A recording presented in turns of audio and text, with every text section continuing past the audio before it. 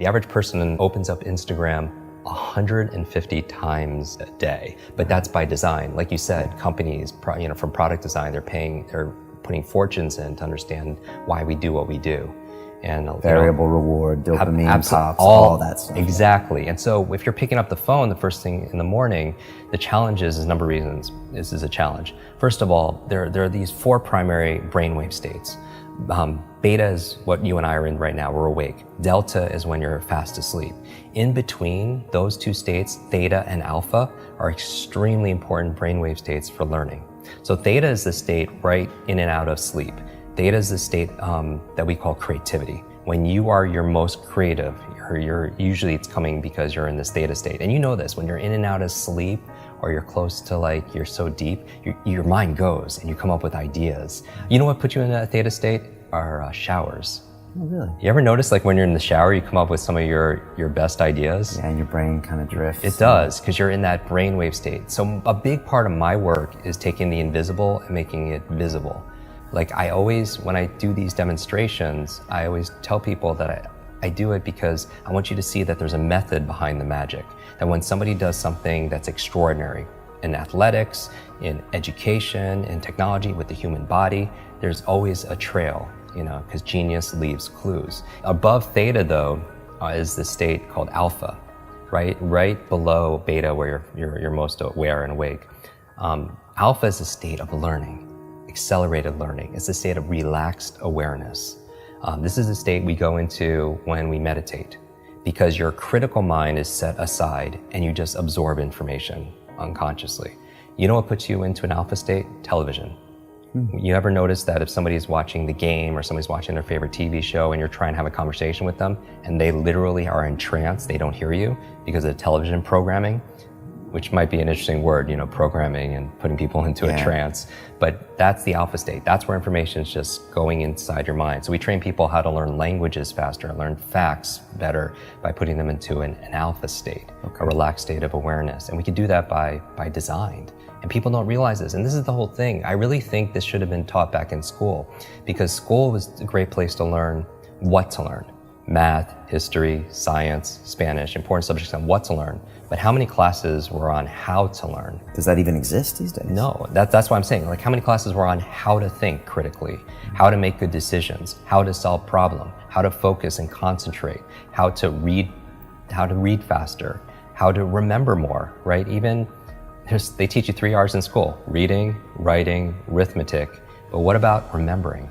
What about recall? What about retention? Right? Socrates says there is no learning without remembering, and that's really the basis of it all. But I would say that knowing you're in this alpha theta state first thing in the morning, you're very suggestible, right? And if the first thing you're picking up is your phone, then that really is rewiring our brain for 2 things: the dangers. That's going to really decrease your level of productivity and performance. Number 1 is training you to be distracted. And we talked about that. Every like, share, comment, everything is just making you just pay attention to everything else, and rewiring your brain. So when you're having a conversation with somebody, you can't even focus because you've trained your brain to do otherwise. And that's why mindfulness is so important, whether it's meditation or something else, because it's not that I don't meditate every single day just to be at peace and be in the Zen state. I do it because it's a mental exercise. It improves my cognitive capabilities, meaning that when my mind goes somewhere else, that's the opportunity. Because when I pull it back with my breath or visualization,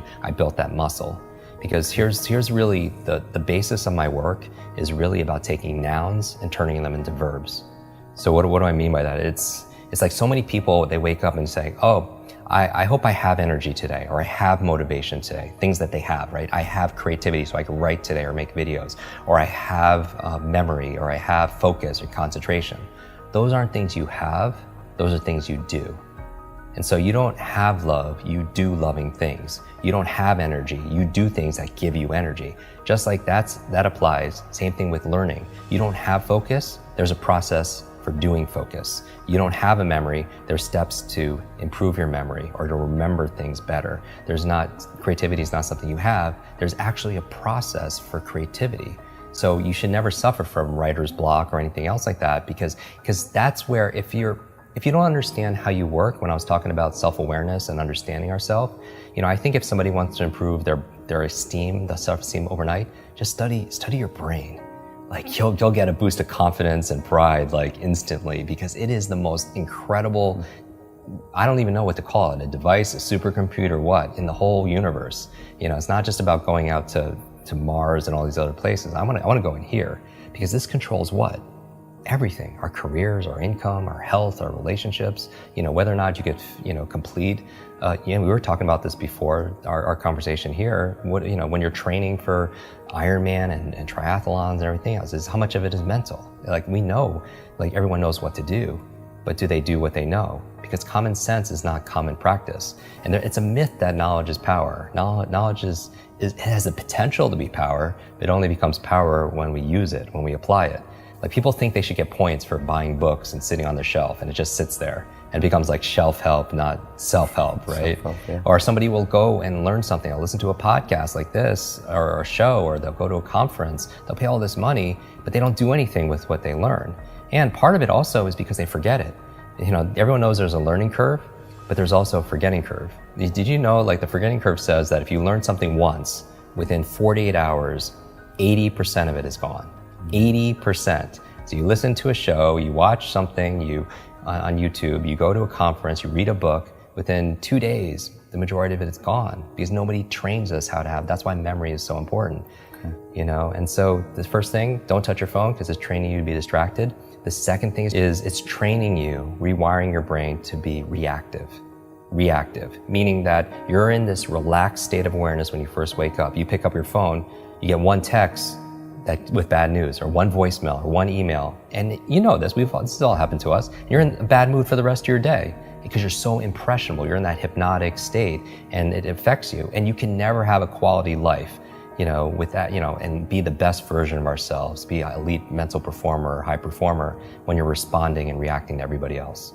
My friend Brendan Burchard says, an inbox is nothing but a convenient organizational system for other people's agenda for your life. And how can you have vision for your life? Like for me, the night before, like I did a whole episode on my morning routine, like 10 things I do every morning to jumpstart my brain. And I also have an evening 1 hour routine to get into sleep, to maximize my sleep. Sleep is so very important to be able to do. But one of the processes I do, besides blackout curtains and cold and temperatures and breath and stuff, meditation, is I don't touch a screen, right? Because it creates blue light. And most people should know this. The screen on your laptop, your phone, everything else emits this blue light, which inhibits the melatonin production, which helps you to relax and go to sleep. So no screens. But the other thing I do is I write down the 3 things I want to accomplish the next day personally, and the other 3 are professionally. So now when I wake up, I have a vision for my life. Like this is a win today if I just get these 3 things done personally and 3 things professionally. And then when it comes to my phone, I don't touch my phone until I get at least 1 thing done. And that's my test. If I could just do that. And it's not always perfect, but it's about progress, right? Because practice makes progress, right? And there's never going to be a perfect. And I think people need to find what works for them. But I would say, again, to step out is don't trust yourself as the expert instead of somebody else, and test it. Maybe for 1 week, keep your phone outside your bedroom for just 1 week and don't touch it for the first hour a day, and spend the first hour a day being a thermostat, not a thermometer. Because a thermometer, what's a function? It reacts to the environment.